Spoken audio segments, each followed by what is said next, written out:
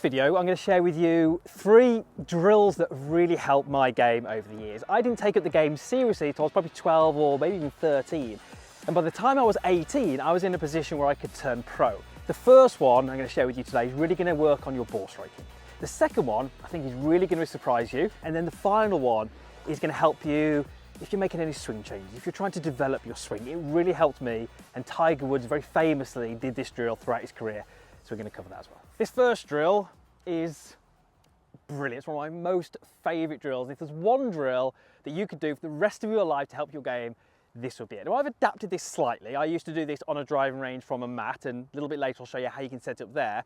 But if you can do it off grass, it's actually far more beneficial. You're going to need a couple of things. You're going to need 2 alignment sticks, 2 clubs would do, and you're going to need some sort of spray. This is just athlete's foot spray, but spray powder would be absolutely ideal. So what you're going to do, you're going to take these alignment sticks and place them on the ground and just have a really small gap between them, and basically just spray between the alignment sticks. When you move those out the way, you will have a white line. You're going to take some golf balls and you're just going to place them target side of that line. I pretty simply cannot hit a good shot if my club doesn't make contact with the ground.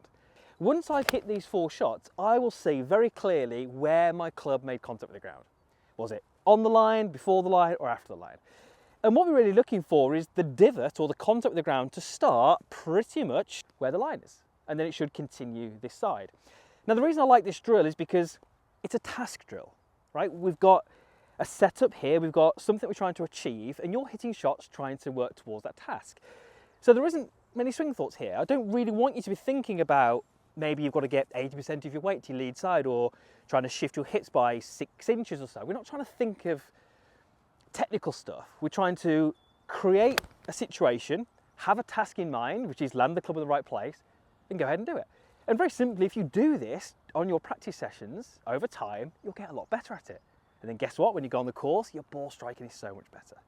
So have a look at that. Look at where the divot was. The divot was actually a little bit too late, which means that I actually slightly caught that off the bottom of the club. Now, that's probably the lesser of the 2 evils. I'd rather have that than a divot that starts way too early, but I've got some feedback. Again, on the golf course, that wouldn't be a terrible shot, but it's going to cost me 4 or 5 yards. It was a little bit thin. That was a much better strike.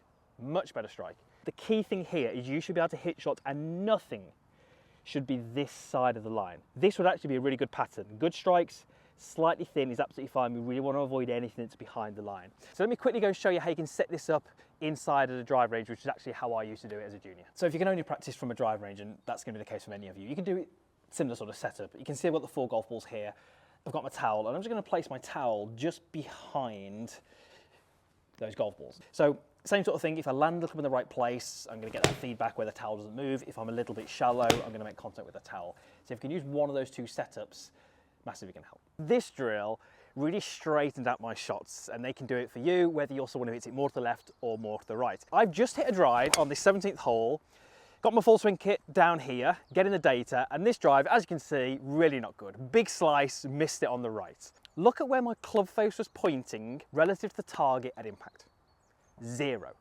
So my club face was perfectly straight at the target at the point of contact.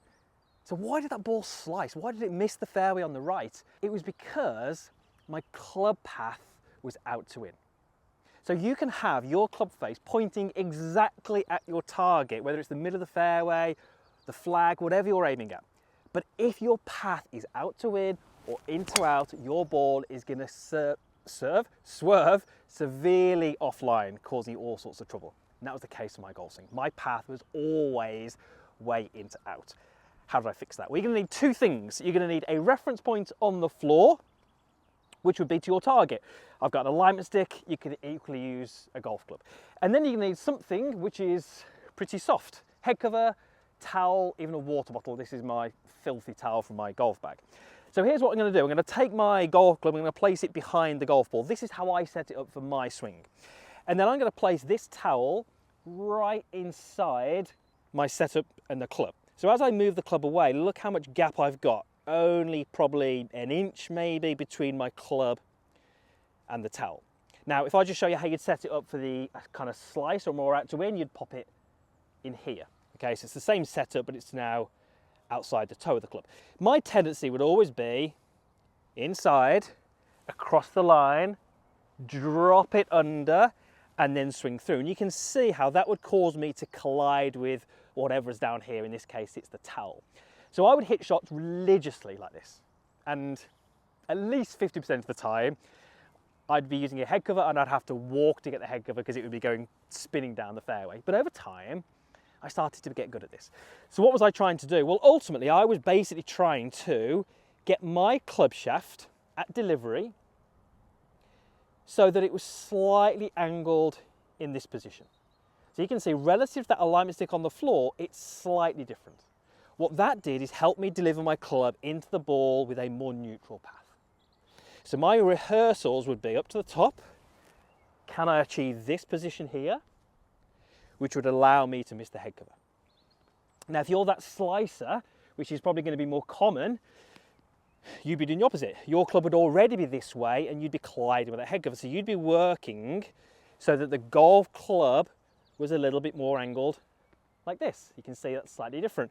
That will give you a more neutral, a more inside approach to the golf ball. But again, the head cover or the towel or the bottle is there for feedback. So number 3. Look, we all know how hard it is to actually change your golf swing. But this helped me, and Tiger famously did this drill back with Butch Harmon. He almost said it was his drill that made the biggest difference, but he hated doing it and Butch really made him do it. What is the drill? Well, it's very simply a pause drill. So historically, well, I say historically, I still do struggle. I always struggled with the club going way inside in the backswing, like a long way inside. And I had it across the line at the top a lot. Now I know what you're thinking. If you've watched any of my videos, you're thinking, Chris, you still do that. And I do. It was far worse sort of back when I was a junior. And what I found is that even though I knew what to do, just trying to do that and hitting shots just didn't give me the results I wanted. I was always making that sort of inside and across the line backswing. So if I pause at the top, what it does, it allows me to purely focus on what I'm trying to do, which for me is keeping the club a little bit outside my hands at this point here, and then feeling like I lay the club off at the top. And because I know I'm going to pause, I can only focus on that. So what I would do is I would take a setup and I would think to myself, right, what am I trying to do in my backswing? I'm trying to make this sort of movement here and pause. And because I'm going to pause, it also then gives me the opportunity to really feel what that's like. Ask myself the question of, okay, how's that different to what I normally do? Is it different in my right arm, my left arm? And what you can do is you can start to create your own feels from this, which is brilliant because you can take those to the course. So let me show you how I would do this drill. I've got the ball teed up, and this is a drill. I wouldn't play golf this way. But I would be taking a setup and I would be purely focusing on what am I trying to do in my golf swing? What am I trying to change? And let's just focus on that. Hands outside, sorry, club outside, lay it off at the top. There's the feel. And then just go through. Now that ball went left. It was a pretty good strike, but it went a little left. And you know, bear in mind at this point, you're not trying to hit perfect shots. You're just trying to make a swing change. And what's really interesting there, if you notice that pause, it was significant, right? It wasn't a millisecond, it was a fairly decent pause, and that's the idea. So when you're making your swing changes, try this. It's so good. I use this all the time with my students. This is one of the steps that I use to ultimately get your swing from where it currently is to where you want it to be. And then go through. A little left, but not too bad. And once I've done a few of those, and once I've created the feels that I want and I've got the right movements that I want, I can start to remove that pause and scale that back up to full speed. But I love that. So any swing changes you're making, use the pause drill. It's really going to help.